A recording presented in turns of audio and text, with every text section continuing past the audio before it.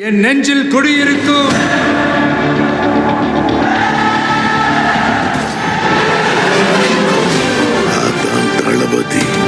Hello யோஸ் நம்ம miss எப்படி இருக்கிறீங்க? ஏதாவது விலை உயர்ந்த பொருள் இருக்குன்னு வச்சுங்களேன். உதாரணத்துக்கு ஒரு வாட்ச் இருக்குன்னு வச்சுக்கோங்க. இப்போ ரோலெக்ஸ் வாட்ச்லாம் பார்த்தீங்கன்னா பயங்கர காஸ்ட்லி, யாருனாலையும் அவ்வளோ சீக்கிரம் வாங்கிட முடியாது. ஆனால் அதுக்காக என்ன பண்ணுவாங்கன்னா, அதே மாதிரி டூப்ளிகேட்டு மாடலில் first copy, second copy, third காப்பின்னு போடுவாங்க. அதை வாங்கி நம்ம பெருமைப்பட்டுக்கலாம். சரி நம்மளும் அந்த மாதிரி ஒரு வாட்ச் மாதிரி ரோலெக்ஸ் மாதிரி ஒரு வாட்சை கட்டியிருக்கோம் அப்படின்னு. இது மாதிரி நடிகர்களில் வந்து பார்த்திங்கன்னா எல்லா நடிகர்களையும் வந்து இமிட்டேட் பண்ணி அந்த நடிகர்கள் மாதிரி நடிக்கிற பல கலைஞர்களை நம்ம பார்த்துருப்போம். அதை வந்து அவங்க தொழிலாக வச்சுக்கிட்டு போராட்டங்கள்லாம் அந்த மாதிரி பண்ணுவாங்க. உதாரணத்துக்கு திருவிழாவில் வந்து பார்த்திங்கன்னா மேடை நாடகம்லாம் போட்டாங்கன்னா அதில் வந்து அந்த மாதிரிலாம் பண்ணி அவங்களுடைய வாழ்வாதாரத்துக்கு அந்த மாதிரி வழியை பண்ணுவாங்க. அப்படி ஒரு இமிட்டேட் பண்ணுற நடிகர் வந்து இன்றைக்கி தமிழ்நாட்டில் உருவாகிருக்கார். அவர் யாரை இமிட்டேட் பண்ணுறாருன்னு பார்த்தீங்கன்னா நம்ம தளபதி தான். அந்த நடிகர் யார் அப்படின்றத தான் நம்ம இந்த வீடியோவில் முழுக்க பார்க்க போகிறோம். என்னோடய சேனல் யாராவது ஃபஸ்ட் டைம் வரீங்க அப்படின்னா சப்ஸ்கிரைப் பண்ணிவிட்டு பெல் பட்டன் ஷேர் பண்ணுங்கள். மறக்காமல் உங்களுடைய கமெண்ட்ஸை போட்டு போங்க. வாட்ஸ்அப் குரூப்பில் வந்து சேரணும்னு ஆசைப்பட்டீங்கன்னா லிங்க் டிஸ்கிரிப்ஷனில் இருக்குது. அதை கிளிக் பண்ணி வந்து ஜாயின் பண்ணிங்க. வாங்க வீடியோக்குள்ளே போகலாம்.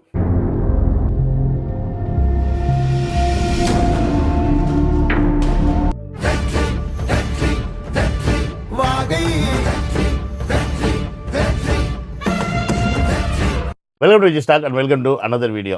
தளபதியோடைய இந்த மதுரை மாநாடு இருக்குது தெரியுமா? அந்த மதுரை மாநாடை பார்த்து பயங்கர வைத்தறிச்சலுக்கு ஆளாயிட்டார் போல இருக்குது சிஎம் சார். இவங்களும் அதுக்கப்புறமா பார்த்தீங்கன்னா எவ்வளோ இடத்துல கூட்டம் போட்டாங்க, எவ்வளோ இடத்துல வந்து நிகழ்ச்சி நடத்திட்டாங்க. எதுவுமே வைரல் ஆக மாட்டேங்குது. அவங்க செய்யக்கூடிய விஷயங்களோ அவங்க பேசக்கூடிய கருத்துக்களோ எதுவுமே வைரல் ஆக மாட்டேங்குது.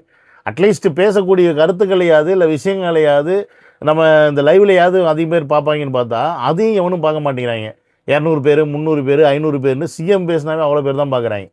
ஆனால் இதே தமிழக வெட்டிக்கலத்தை சார்ந்த யாரோ ஒருத்தர், ஒரு ராஜ்மோகனாக இருக்கட்டும், இல்லைனா ஒரு அருண்ராஜா இருக்கட்டும், இல்லைனா சிடிஆர் நிர்மலா இருக்கட்டும், யார் வந்து பேசினாலுமே அதோடைய லைவ் வந்து குறைஞ்சது 2000 3000 4000 பேருக்கு மேலே வந்து பார்க்குறாங்க. இதே தளபதினா கோடி கணக்கில் பார்க்குறாங்க. இது நல்லாவே தெரியுது. அப்போ இதை எப்படி நம்ம முறியடிக்கிறது? நம்ம எப்படி இளைஞர்கள்ட்ட போய் சேரணும்? அப்போ நம்ம இளைஞர் தானே நம்ம வந்து இப்போ மெயினாக நம்ம வந்து ஈர்க்கணும் ஓட்டு வாங்குறதுக்கு. அப்போ அந்த இளைஞர்களை போய் சேர்றதுக்கு என்னெல்லாம் பண்ணலாம் அப்படின்னு நல்ல விதமாக யோசிச்சா பரவாயில்ல. ஏதோ 4 நாதாரிங்க கூட உட்காந்துக்கிட்டு இவருக்கு அட்வைஸ் கொடுக்குறன்ற பேரில், சஜஷன் கொடுக்குறன்ற பேரில் அசிங்கப்படுத்திக்கிட்டே இருக்கிறாங்க ஒவ்வொரு மீட்டிங்லேயும். அதை நம்ம எல்லா இடத்துலையும் சொல்லிட்டாச்சு, இருந்தாலும் திருப்பி அதே பண்ணியிருக்காங்க. எப்போ ஏற்பட்ட அசிங்கன்னு பார்த்தீங்கன்னா, இவரை பார்த்து யாராவது காப்பி அடிக்கலாம்.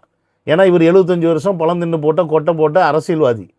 இவர் ஒரு விஷயம் பண்ணுறாரு, இவரை பார்த்து ஒரு மேனரிசத்தையோ, இவரை பார்த்து ஒரு செயலையோ, இல்லை இவரை பார்த்து ஒரு ஒரு செயல் திட்டங்களையோ நம்ம செய்கிறோம் அப்படின்னா, ஒரு புதுசாக கட்சி ஆரம்பித்து செஞ்சாங்கன்னா அது அசிங்கம் கிடையாது, அது படிப்பினை, அவங்கக்கிட்ட வந்து கற்றுக்கிட்டோன்னு அர்த்தம். ஆனால் இன்றைக்கி நேற்று கட்சி ஆரம்பித்தவங்கன்னு சொல்லிவிட்டு வெளியவே வரதுக்கு பயப்படுறாரு, யோசிக்கிறாருன்ற பேச்செல்லாம் பேசிவிட்டு கடைசியில் அவர் பண்ணதையே பண்ணுறீங்களேடா, யாரா நீங்கள்? எங்கேருந்துனா அவங்களுக்குலாம் இப்படி அட்வைஸ் வந்து கொடுக்குறாங்கன்ற மாதிரி தான் கேட்குற மாதிரி இருக்குது. அவ்வளோ கோமாளித்தனத்தை நேற்று அந்த விருதுநகரில் பண்ணியிருக்காங்க. வாங்க அந்த கோமாளித்தனத்தை பார்ப்போம். ஒரு மனுஷன் காப்பி அடிக்கலாம், ஆனால் இந்த அளவுக்கு காப்பி அடிக்க கூடாது. இந்த நங்குறத உங்களுக்கு போட தெரியாதா? போடுறேன்டா. திமுகவோட இளைஞரணி மாநாட்டுல டிவிகே மாதிரியே எல்லாத்தையும் பண்றேன்னு காமெடி பண்ணி வச்சிருக்காங்க. என்ன அதே மாதிரி பண்ணி தொலைக்கணுமா? வந்து தொலை.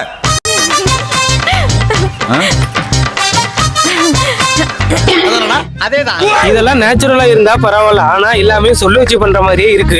எல்லாவே இல்லையே, பண்ணா ரியலா பண்ணணும். முக்கியமா இந்த செல்ஃபி வீடியோ எல்லாம் அதே மாதிரி பண்ணணும்னு எடுத்திருப்பாங்க போல. என்ன இதெல்லாம்? எஜமான் நமக்கு தான் வரல, விட்டுடுங்க. இப்போ பார்த்துருப்பீங்க இந்த ஸ்டேஜில் அவர் நடந்து வர்றாரு. இதே ஸ்டேஜ் எங்கே பார்த்தோம்? நம்ம மதுரை மாநாட்டில் பார்த்தோம். மதுரை மாநாட்டில் தளபதியோடைய ஸ்டேஜ் பார்த்திங்கன்னா கிட்டத்தட்ட ஒரு 10 அடியோ 12 அடியோ ஹைட்டில் போட்டிருந்தாங்க. அதிலேருந்து அந்த ஸ்டேஜுக்கு இங்கிட்ட ஒரு 10 அடி கேப்பு, அங்கிட்ட ஒரு 10 அடி கேப்பு, அதுக்கப்புறம் கம்பி, அந்த கம்பியில் கிரீஸு, இவ்வளவும் போட்டும் பசங்க தவ்விக்கிட்டு ஏறி வந்து இவரை வந்து கொண்டாடுறாங்க. யாரை? தளபதி வந்து எப்படியாவது ஒரு தொற்ற மாட்டோமா, ஒரு காலத்தில் ஒரு மாலையை போட்டுற மாட்டோமா, அது பார்த்துட மாட்டோமான்னு. இதெல்லாம் பார்த்து வைத்தறிச்சலில் நம்மளும் அதே மாதிரி பண்ணுவோன்னு சொல்லிட்டு இந்த சீனை வந்து வச்சுருக்காங்க போல இருக்கு. அங்கேருந்து ஒருத்தன் ஓடி வர்றான் மஞ்சள் கலர் பூவை தூக்கிட்டு, அவனை வந்து ஒரு பவுன்சர் தடுக்கிறாரான். அப்படியே ஆப்போசிட்டில் ஒருத்தர் வர்றாரு, அவரை வந்து பவுன்சர் தடுக்கிறான். அவன் வந்து தடுக்கிறதுக்கு முன்னாடியே கீழே விழுகிறான் அந்த உப்புன்னு.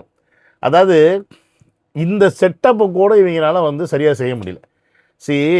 இது வந்து ஆர்வத்தில் பாடுறதுடா. டேய், தளபதிக்கு வந்து அவ்வளோ பேர் தவிட்டு வந்தாங்கன்னா, அவ்வளோ பேர் அந்த கிரீஸையும் தாண்டி மேலே ஏறி வந்தாங்கன்னா, அது அவர் மேலே வச்சுருக்க அன்பு, அவரை பார்க்கணுன்ற ஆர்வம், ஆசை, வெறி, கடவுள் மாதிரி கொண்டாடுறாங்க. அதனால வர்றாங்கடா, உயிரை கூட போய் யோசிக்காமல் பணையம் வச்சு. ஆனால் இங்கே நீங்கள் கூட்டிகிட்டு வந்திருக்கிறதுலாம் காசை கொடுத்து கூட்டிகிட்டு வந்த கூட்டம். இவ்வளோலாம் நீங்கள் வந்து எக்ஸ்பெக்டேஷன் பண்ணக்கூடாது. அவங்கள்ட்ட வந்தாங்களா, கூட்டத்தில் இருந்தாங்களா, உங்களுக்கு அரை மணி நேரம் 1 மணி நேரத்துக்கு ட்ரோன் ஷாட்டுக்கு கூட்டத்தை காமிச்சாங்களா, கிளம்பி போனாங்களான்னு தான் அவங்க இருப்பாங்க. ஏன்னா அவ்வளோதான், அவ்வளோ பேமெண்ட் தான் நீங்கள் கொடுக்குறீங்க. அப்போ அதுக்கேற்ற மாதிரி தான் அவங்க செயல்பட முடியும். ஆனால் நீங்கள் ஓவர் எக்ஸ்பெக்டேஷனில் இப்படி பண்ணி அசிங்கப்படுறீங்களேடா. சரி, பெரியவர் தான் வந்து இப்படிலாம் வந்து கொஞ்சம் கூட யோசிக்காமல் இவங்க சொல்கிறதுக்கெலாம் தலையாடுறாரு, பூம்பு மாடு மாதிரி அப்படின்னா, சின்னவர் அதை விட கேவலம். இந்த செல்ஃபி ட்ரெண்ட் ஒன்று இருக்கு பாருங்க, அது தளபதி ஆரம்பித்தார். எப்போ ஆரம்பித்தார்? மாஸ்டர் படத்தில் ஷூட்டிங் எடுத்தப்போ அவரை வந்து இந்த இன்கம் டேக்ஸில் ரைடெல்லாம் வந்து கூட்டிகிட்டு போய் அவரை டிஸ்டர்ப் பண்ணதுக்கப்புறமா, என்னையாட வந்து டிஸ்டர்ப் பண்ணுறீங்க, நான் எதுக்கும் அசந்தம் இல்லைடா, என் மாஸ் என்னன்னு பாருங்கன்னு சொல்லி அந்த பஸ்ஸில் ஏறி அங்கே வந்திருந்த கூட்டத்துக்கு முன்னாடி ஃபஸ்ட்டு ஒரு செல்ஃபி எடுக்கிறார். அதுலேருந்து அவருடைய ட்ரேட்மார்க்கு ட்ரெண்ட் செட்டிங் ஆச்சு அந்த செல்ஃபின்றது. அதனால் தளபதி எங்கே போனாலும் அவருடைய ரசிகர்களோட, இப்போ தொண்டர்களோட செல்ஃபி எடுக்கிறார். அதே மதுரை மாநாட்டிலையும் சரி, இப்போ ஈரோட்டில் நடந்த இதுலேயும் சரி, மீட்டிங்லேயும் சரி, எல்லாத்துலேயுமே அவர் வந்து செல்ஃபி எடுக்கிறார். அப்போ அந்த மதுரை மாநாட்டில் எடுத்த செல்ஃபி பார்த்தீங்கன்னா பயங்கரமான ஒரு ஹிட்டு. இன்ஸ்டாகிராம்லாம் வந்து பிச்சுக்கிட்டு போயிடுச்சு, லேக்ஸில் போச்சு. பல பேர் சந்தேகத்தை வச்சு அதை வச்சு நான் வீடியோ போட்டாங்க, இது உண்மையா பொய்யா, இல்லை எப்படி இவ்வளோ வியூஸ் போச்சு இது வரைக்கும். ஏன்னா ரொனால்டோவுக்கு கூட போகாத வியூஸு தளபதியோடைய அந்த செல்ஃபிக்கு போச்சு அப்படின்றதுனால பல சந்தேகத்தை வந்து கிளப்பிச்சது. ஆனால் இங்கே அதே வேலையை பண்ணுறேன்ட்டு சின்ன ஒரு வேலை பண்ணுறாரு பாருங்க.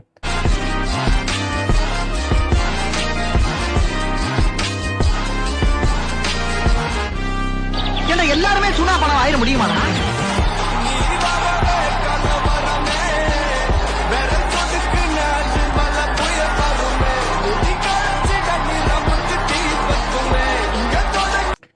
இங்கே என்ன மேட்ருன்னு கேட்டிங்கன்னா, இந்த சின்னவர் பண்ணுறது பெரியவர் பண்ணுறதெல்லாம் மேட்ரு கிடையாது. இதை கம்பேரிசன் பண்ணி நம்ம பசங்க எடிட்டில் போட்டு ஒரு வேலை பண்ணுறாங்க பாருங்க, அதுதான் மேட்ரு. ஐயோ, வேறு லெவல் மேட்ரு, வேறு லெவல் சம்பவம். இப்படி தளபதி பண்ணுற அதே விஷயம். ஆனால் அந்த காஸ்டியூம் கூட மாற்றலையா சிஎம் சாருக்கு? அந்த சட்டையும் பேண்ட்டையும் கூட ஏதாவது மாற்றலாம், அதை கூட மாற்றலை. தளபதி வந்து அந்த துண்டை வந்து பசங்கள்லாம் தூக்கி போடுவாங்க. அந்த துண்டை வாங்கி இப்போ கழுத்தில் போட்டுப்பார், தலையில் சுற்றிப்பார், மாலையை வந்து இப்படி கழுத்தில் போடுவார். இங்கே உடனே இவர் யார், நம்ம சிஎம் சார் நடந்து வரும்போது துண்டை கொடுக்குறாங்க, அப்படி வாங்கி அப்படி கழுத்தில் போட்டுக்கிறாரு. ஐயோ, என்னால் முடியல. இதெல்லாம் யார் உட்காந்து ஏன்டா இப்படி யோசிக்கிறீங்க? டேய், எவ்வளோ அசிங்கம் தெரியுமா, இது எவ்வளோ கேவலம் தெரியுமா? தளபதியை பார்த்து இப்போ சிஎம் சார் காப்பி அடிக்கிறன்றது அவருக்கு எவ்வளோ அசிங்கன்றது உங்களுக்கு புரியுதா புரியலையாடா?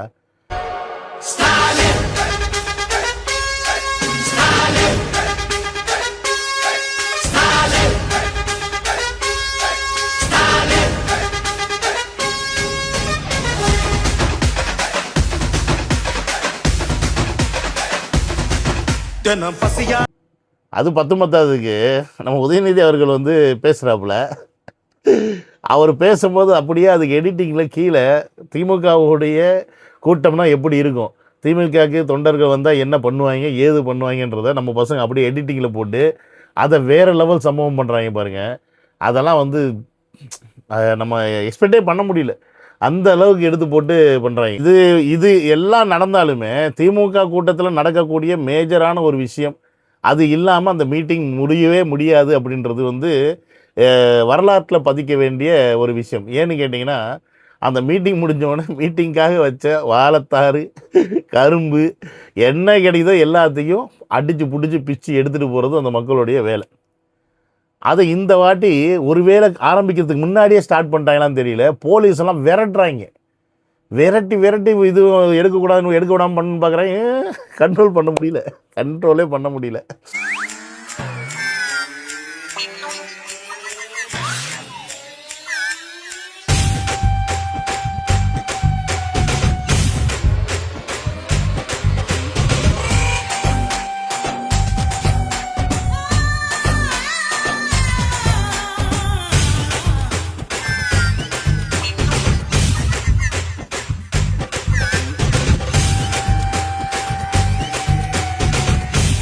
பார்த்தீங்களா செம்ம ஃபன்னாக இருக்கா?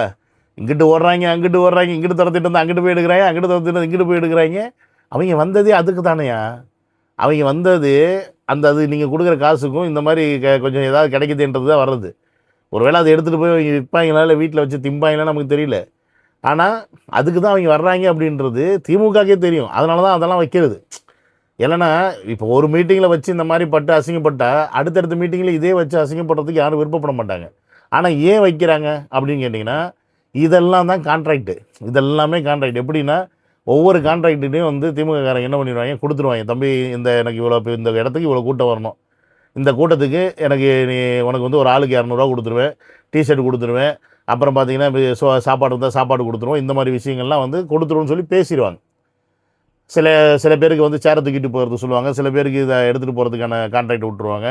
இப்படி கான்ட்ராக்ட் பேசி தான் இந்த கூட்டத்தை ஆர்கனைஸ் பண்ணுறது இவங்க. அப்போ இந்த கான்ட்ராக்டில் வர்ற அந்த பசங்க இதை தான் செய்வாங்க. பட் இதை விட கேவலமான விஷயம் என்னன்னு பார்த்தீங்கன்னா, இந்த மனிதர்களை நம்ம தமிழ் மக்களை வந்து இவங்க மனுஷனாகவே மதிக்கிறது இல்லை.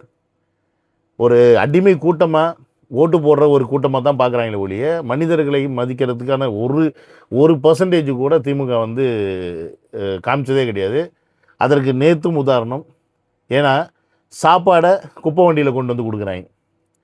இப்படிப்பட்ட கேவலமான ஒரு கட்சி நம்ம எங்கேயாவது பார்க்க முடியுமா?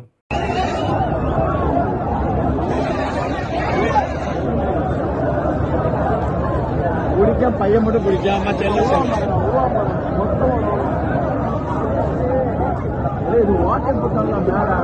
ஆமா ஓட்ட போட்டாங்க. உள்ளந்தள்ளி வர பாருங்க.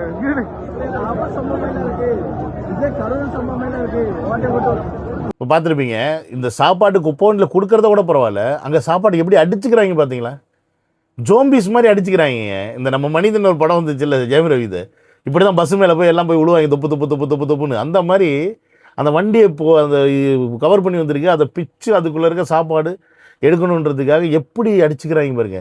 எனக்கு புரியல. டே தமிழ் மக்கள் தான் நீங்களா எப்படா இவ்வளோ தரிசாய போடுறா இருக்கீங்க? அவங்க உங்களை வந்து காசு கொடுத்து கூட்டிகிட்டு போகிறது வைக்கிறதுலாம் நமக்கு தெரியுது. ஆனால் நமக்குன்னு சூடு சொரணம் வெக்கம் மானம் இதெல்லாம் கொஞ்சம் கூட இல்லையா? இவ்வளோ கேவலமாவடா போய் அடிச்சுப்பீங்க அந்த சொத்துக்கு? அவ்வளோ பஞ்சத்திலே இடம் இருக்கீங்க. அவ்வளோ பஞ்சத்தில் இருக்க பரதேசிங்க அப்புறம் ஏன்டா திருப்பி ஓட்டு போட்டு இவங்களே தேர்ந்தெடுக்கிறீங்க?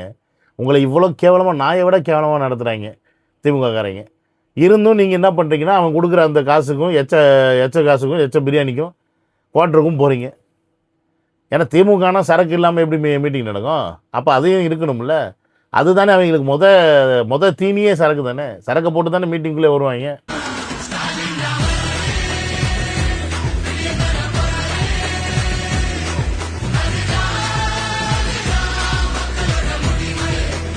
இப்போ பார்த்துருப்பீங்க, எல்லாம் சரக்கு இல்லாமல் திமுக மாநாடு நடக்காது, திமுகவோட கூட்டம் நடக்காது. அது இளைஞரணியாக இருந்தாலும் சரி, மகளிருக்கான ஒரு மாநாடு நடந்தாலும் சரி, இல்லை இப்போ ஆண்களுக்கான இல்லை பொதுமக்களுக்கான மாநாடு நடந்தாலும் சரி, எது நடந்தாலும் சரக்கு அப்படின்ற ஒரு விஷயம் இல்லை அப்படின்னா திமுகன்ற ஒரு விஷயம் கிடையாது. இவங்களுக்கு மட்டும் இந்த காசை கொடுத்து சரக்கெல்லாம் கொடுக்காமல் இருந்தால் திமுகவுக்கு ஒரு இடத்துல கூட கூட்டம் வராது. இப்போ 1,00,000 இளைஞர்களை வந்து இவங்க கூட்டுறாங்க, 1,00,000 இளைஞர்கள் வந்துடுறாங்க, இந்த 1,00,000 இளைஞர்களை வந்து நாங்கள் வந்து அரசியல் மயப்படுத்துகிறோம் அப்படின்னு சொல்கிறதெல்லாம் வந்து பாவலாக்கு தான். ஏன்னா இந்த 1,00,000 பேரும் திமுக காரணம் கேட்டால் கிடையாது, சத்தியமாக கிடையாது. அதில் மிஞ்சி போனால் ஒரு 5,000 பேர் 10,000 பேர் தான் திமுக காரணம் இருப்பான், இல்லை ஒரு 20,000 பேர் வச்சுக்கலாம். மீதி வந்தவங்க எல்லாமே கான்ட்ராக்ட் பேசிஸில் எங்கெங்கேயோ இருந்து கூப்பிட்டு வந்திருக்காங்க. லாஸ்ட் டைம் கூட மகளிர் மாநாட்டுக்கு இப்படி தான் பண்ணாங்க. கேரளாவிலேருந்து நார்த் இந்தியாவிலேருந்து அந்த பொண்ணுங்களெல்லாம் கூட்டிகிட்டு வந்து மீட்டிங்கில் கூட்டத்தை காமிச்சாங்க. இவங்க இப்போ கூட்டம் தெரியணுன்றதுக்காக என்ன பண்ணிடுறதுன்னா, ஆம்பளைங்க போகும்போது இந்த வெள்ளை கலர் டிஷர்ட்டை போட்டு விட்டுட்டு ஃபுல்லாக ட்ரோன் காட்சியில் பார்த்தீங்களா அப்படியே ஒரு வெள்ளைன்னு இருக்குன்ற மாதிரி காமிச்சிக்கிறது. இதே லேடிஸ் போகும்போது என்ன பண்ணுறதுன்னா, அதே கொடி கலரில் ட்ரெஸ்ஸை மாற்றி விட்றது, சிவப்பு கருப்பில். அப்படி மாற்றி விட்டோன்னே என்ன ஆகுதுன்னா, ஆட்டோமேட்டிக்காக எங்கே பார்த்தாலும் கீழே கார்பெட்டை வேறு ரெட்டில் போட்டுறது. அப்போ ஆட்டோமேட்டிக்காக ட்ரோன் சைடு பார்க்கும்போது எங்கே பார்த்தாலும் ரெட்டாக இருக்குது. அப்போ இவங்களுக்கு வந்து கூட்டம் வந்துருச்சு பார்த்தீங்களா அப்படின்னு அந்த இதை காமிச்சிக்கிறதுக்கு இவங்கள்ட்ட இருந்து யாரோ ஒருத்தன் கொஞ்சம் நல்ல சஜஷன் கொடுத்துருப்பான் போல இருக்குது. இவங்க பண்ண ஐடியாவிலே உருப்படியான ஐடியா இது ஒன்று தான், இந்த கூட்டத்தை காட்டுறதுக்கு இவங்க பண்ண வேலையை தான். ஆனால் இந்த கூட்டத்தை காட்டுறதுனால மட்டும் 2026 திமுக வந்துடும் நினச்சிச்சின்னா அது அவங்களுடைய முட்டாள்தனம். நீங்கள் நாங்கள் அதை செஞ்சுருக்கோம், நாங்கள் இதை செஞ்சுருக்கோம், மகளிருக்கு அதை செஞ்சுருக்கோம், தமிழ்நாட்டு வளர்ச்சிக்கு இதை செஞ்சுருக்கோம், கல்விக்கு அதை செஞ்சுருக்கோம், நீங்கள் 1000 புருடா விட்டாலும் மக்கள் திமுகவை நம்புறதுக்கு ரெடியாக இல்லை, திமுக சொல்கிறத காது கொடுத்து கேட்குறதுக்கும் ரெடியாக இல்லை. ஏன்னா அவங்களுடைய அந்த பொய் வாக்குறுதிகளை கேட்டு கேட்டு கேட்டு டயர்ட் ஆகிட்டாங்க. ஆனால் இருந்தாலும் திமுகவை எதிர்த்து மக்கள் இப்போதைக்கு எதுவும் பேச மாட்டாங்க, பொதுமக்கள் எதுவும் பேச மாட்டாங்க. அதுக்கு காரணம் என்ன அப்படின்னா, திமுக இன்னி செய்ய வேண்டியது நிறையா இருக்குது எலெக்ஷனுக்கு முன்னாடி. ஏன்னா பணம் அப்படின்ற ஒரு விஷயம் பிரதானமாக இந்த எலெக்ஷனில் வந்து புழங்கப்படும். அப்போ அந்த பணத்தை கொடுத்து ஓட்டை வாங்குறதுக்கு ட்ரை பண்ணுவாங்க. மக்கள் போடவே இல்லைனாலும் போடவே மாட்டாங்கனாலும் இவங்க வாங்குறது வாங்க தான் செய்வாங்க, சரி கொடுக்குறது கொடுக்க தான் செய்வாங்க. நம்ம மக்களும் வாங்குறது வாங்க தான் செய்வாங்க. வாங்கிவிட்டு இந்த வாட்டி ஓட்டை எங்கே போடுவாங்க அப்படின்றது மட்டும் நம்ம 2026 எலெக்ஷனில் பார்க்க போகிறோம். எனக்கு தெரிஞ்சு தளபதி தான் வெற்றி வாய்ப்பு மிக பிரகாசமாக இருக்குது. நம்ம செய்ய வேண்டியதெல்லாம் இன்னும் ஒரு சில இடத்துல தமிழக வெற்றி கழகத்தை இன்னும் கொஞ்சம் ஸ்ட்ராங்காக கொண்டு போய் சேர்க்கணும். அதை சேர்த்துட்டா போதும், எல்லாமே சரியாக நடந்துடும். அதற்கான வேலையை தமிழக வெற்றி கழகம் எடுக்கணும். தளபதி களத்தில் சீக்கிரம் இறங்கணும்.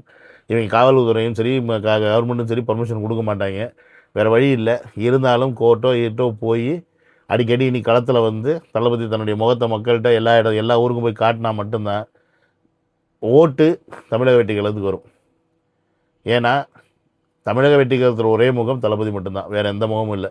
அப்போ அந்த முகத்தை மக்கள் வந்து நேரடியாக பார்க்கணுன்னு ஆசைப்படுவாங்க. எல்லா இடத்துலையும் இருக்கவங்களும் அதுக்கு அந்த விருப்பம் இருக்கும். அந்த விருப்பத்தை நிறைவேற்ற வேண்டியது தமிழக வெற்றி கழகத்துடைய தலையாய கடமை. அது எப்படி நிறைவேற்றுவீங்க, என்ன மாதிரி நிறைவேற்றுவீங்க நமக்கு தெரியாது, நிறைவேற்ற ஆகணும், வேறு ஆப்ஷன் இல்லை அப்படின்றத சொல்லி இந்த வீடியோ முடிச்சுக்கிறேன். See you in another video. Love you all. Take care. Bye bye.